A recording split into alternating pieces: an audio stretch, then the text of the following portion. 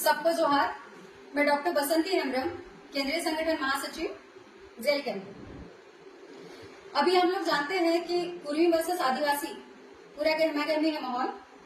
निशा भगत के टर्मिनेशन के बाद ही मुझे आदिवासी सामाजिक और धार्मिक संगठनों ने कॉल किया था और उन तमाम लोगों का कहना था कि आप लोग आदिवासी समाज के चेहरे हैं और आप लोग जेल कैंप के पदाधिकारी भी हैं। इसमें आप लोगों का स्टैंड क्या है? क्योंकि मैं आदिवासी पदाधिकारी और जो है उनका तो नहीं कह सकती हूँ क्या सोचते हैं, बट मैं अपना ओपिनियन देना चाहूंगी।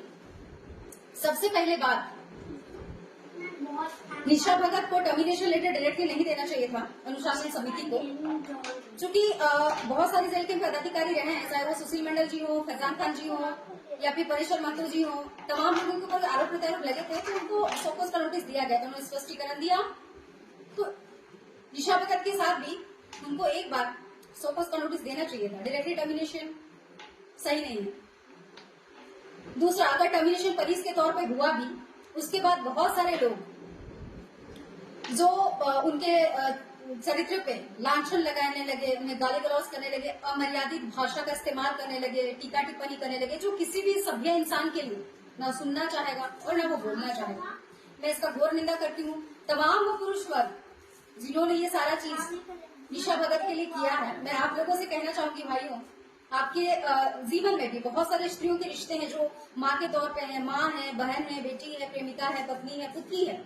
उन सारी महिलाओं का ने आपका जीवन सुंदर और सुखद बनाया है। तो आप जिन महिला के बारे में बोल रहे हैं, उन्होंने जो भी कहा वो अपने समाज के लिए, हक के लिए बोली। हो सकता है उसका लहजा आप लोग को अच्छा ना लगा हो, लेकिन उसे इस तरह से जलील करना, उसके अस्मिता को तार करने की कोशिश करना बोल बोल के, ये बिल्कुल सही नहीं था। मैं इसकी निंदा करती हूँ। हम सभी जानते झारखंड वासी कि कुर्मी समुदाय हमेशा काफी लंबा लड़ाई लड़ रहा है एसटी में घुसने के लिए।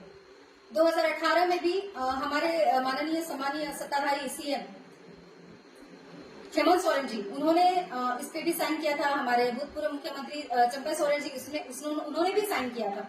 उसके अलावा जितने कुर्मी समुदाय के हूं तो करेंगे, हर कोई अपने समाज के लिए क्यों नहीं करेगा, करना भी चाहिए।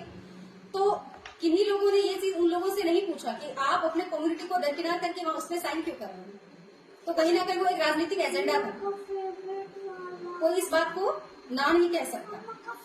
लेकिन अगर आज आपसी मतभेद इतना पैदा हो गया है, तो अगर कुर्मी समाज अपने हक के लिए आंदोलन कर रहा है, तो निशा भगत या तमाम आदिवासी जो अपने हक के लिए आवाज उठा रहे हैं, वो भी तो फिर गलत नहीं है। अगर आप अपने हक के लिए लड़ सकते हैं तो आदिवासी फिर क्यों ना लड़े। बात होती है कि मेरा स्टैंड लेने का, तो हर आदमी इस चीज को कहे या ना कहे, हम जानते हैं कि हर आदमी का पहले खुद आता है, वो फिर परिवार आता है, फिर समाज आता है, फिर राजनीति। समाज ही आईना होता है, उसका पहचान होता है, उसका अस्तित्व होता है।